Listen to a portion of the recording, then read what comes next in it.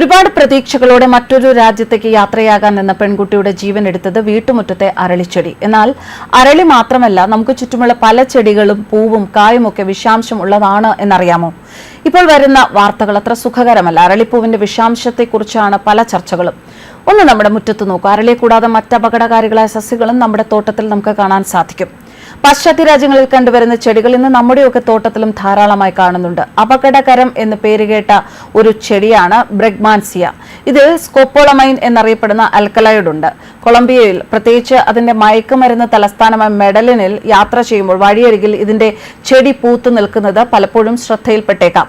ബെല്ലാകൃതിയിലുള്ള ഇതിന്റെ പൂക്കൾ അറിയാതെ പോലും മണക്കാൻ ശ്രമിക്കരുത്. കാഴ്ചയിൽ വളരെ ഭംഗിയായി തോന്നുന്ന ഇത് അങ്ങേയറ്റം അപകടകാരിയാണ്. ഇതുപോലെയുള്ള ഒരുപാട് സസ്യങ്ങൾ നമുക്ക് ചുറ്റുമുണ്ട്. മറ്റൊന്ന് മണിച്ചോളം.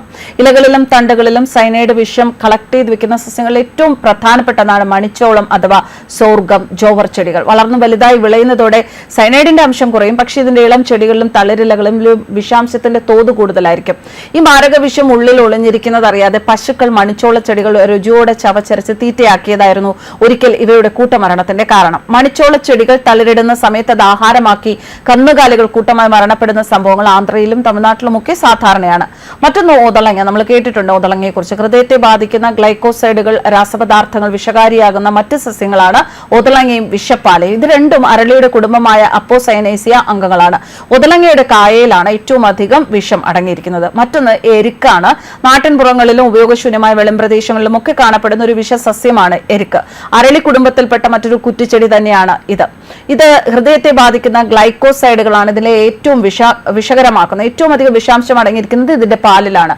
വിഷബാധ ഉണ്ടായാൽ 6 മുതൽ 12 മണിക്കൂറിനകം തന്നെ മരണം സംഭവിക്കാം. ഇനി നമ്മൾ കേട്ടിട്ടുണ്ട് ഉമ്മം എന്ന ചെടിയെക്കുറിച്ച്. ഉമ്മത്തിൻകായ് എന്നൊക്കെ നമ്മൾ കേട്ടിട്ടുണ്ട്. ആൽക്കലോയിഡുകളാണ് ഇതിനെയും വിഷകാരിയാക്കുന്നത്. ഇലകളിലും തണ്ടിലും ഒക്കെ വിഷമുണ്ടെങ്കിലും ഏറ്റവും അധികം വിഷം കാണുന്നത് വിത്തുകളിലാണ്. അറിഞ്ഞോ അറിയാതെയോ ഇത് അകത്തേക്ക് എത്തിപ്പെട്ടാൽ മരണകാരണമാകും. മേന്തോന്നി. ഇത് അലങ്കാരി ആവശ്യങ്ങൾക്കും മറ്റും ഒക്കെ വളർത്തുന്ന മറ്റൊരു സസ്യമാണ് മേന്തോന്നി. കാണാൻ വളരെ ഭംഗിയാണ്. ചുവന്ന പൂക്കളാണുള്ളത്. ഇതിനെ അലങ്കാര സസ്യങ്ങൾ വളർത്തുന്നവരുടെ പ്രിയപ്പെട്ട സസ്യം തന്നെയാണ്. ഇതിന്റെ നടിയിൽ വസ്തുവായ കിഴങ്ങുകളിലാണ് മാരക വിഷമായ കോൾചേസിൻ എന്ന ആൽക്കലോയിൽ അടങ്ങിയിട്ടുള്ളത്. പിന്നെ നമ്മൾ എപ്പോഴും കാണുന്ന കുന്നിക്കുരു. കുന്നിക്കുരുവിന്റെ പരിപ്പിൽ മാരകമായ എബ്രിൻ എന്ന വിഷം അടങ്ങിയിട്ടുണ്ട്. 1-2 കുരു തന്നെ മാരകമായ വിഷബാധയ്ക്ക് കാരണമാകും. പരിപ്പിന് പുറത്ത് നമ്മൾ കാണുന്ന ചുവപ്പും കറുപ്പും നിറത്തിലുള്ള പുറന്തോട് സാധാരണഗതിയിൽ ദഹിക്കാറില്ല. അതിനാൽ തന്നെ 1-2 കുരു നേരിട്ട് അകത്ത് ചെന്നാൽ ഈ തോട് പൊട്ടിയിട്ടില്ല എങ്കിൽ വിഷബാധ ഏൽക്കാതെ ദഹിക്കാതെ പുറത്തേക്ക് പോകും. എന്നാൽ ഒരു ചെറിയ പൊട്ടലോ കേടുപാടുകളോ ഒക്കെ ഈ പുറന്തോടിനുണ്ടായാൽ വിഷം പുറത്തു വരാൻ കാരണമാവുകയും മാരകമാവുകയും ചെയ്യും. അപ്പോൾ അതൊക്കെ ഇത്തരം ചെടികളെ ഒക്കെ ശ്രദ്ധിക്കുക. അലങ്കാര സസ്യമായ അരളി അത് സൂക്ഷ്മതയോടെ കൈകാര്യം ചെയ്യേണ്ട സസ്യമാണ്.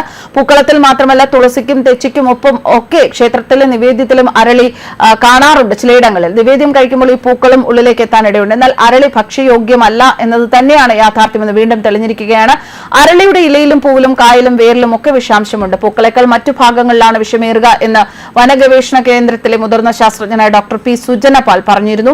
എന്തൊക്കെയായാലും ശരി, ഇപ്പോൾ പല ക്ഷേത്രങ്ങളിലും ഈ നിവേദ്യങ്ങളിൽ നിന്ന് അരളിപ്പൂക്കൾ ഒഴിവാക്കിയിട്ടുണ്ട്. ഇനി അരളിപ്പൂക്കൾ ഉപയോഗിച്ചുകൊണ്ടിരുന്നിടത്ത് ഇനി അരളിപ്പൂക്കൾ ഉപയോഗിക്കുകയില്ല എന്നുള്ള തീരുമാനമൊക്കെ എത്തിയിട്ടുണ്ട്. എങ്കിലും വളരെ ശ്രദ്ധാലുക്കളായിരിക്കാം. നമ്മൾ വെറുതെ തമാശ പറഞ്ഞുകൊണ്ട് നിന്ന് തന്നെ നമ്മുടെ അടുത്ത് നിന്ന് നിൽക്കുന്ന ഒരു ചെടിയിൽ നിന്ന് വെറുതെ ഒരു ഇല പറിച്ച് വായിൽ ജസ്റ്റ് ഒന്ന് കടിച്ചാൽ തന്നെയും അത് നമ്മുടെ മരണത്തിന് കാരണമാകും എന്നതാണ് വസ്തുത. എപ്പോഴും കെയർഫുൾ ആയിരിക്കുക. കയ്യിൽ കിട്ടുന്നതൊക്കെ അങ്ങനെ വായിൽ വെച്ച് കടിക്കാതിരിക്കുക. അത് തന്നെ നമുക്ക് ഇതിലൊക്കെ പറയാൻ പറ്റുകയുള്ളൂ. കൃത്യമായ വിവരങ്ങൾ നമുക്ക് നമ്മുടെ ചുറ്റുമുള്ള ചെടികളെ കുറിച്ചൊന്നും വ്യക്തമായി അറിയാത്തതിനാൽ നമ്മുടെ സുരക്ഷയ്ക്ക്, നമ്മുടെ ജീവന്റെ രക്ഷയ്ക്ക് ഇതൊക്കെ പാലിക്കുക തന്നെയാണ് ഏറ്റവും നല്ലത്. ന്യൂസ് ഡെസ്ക് കർമ്മ ന്യൂസ്.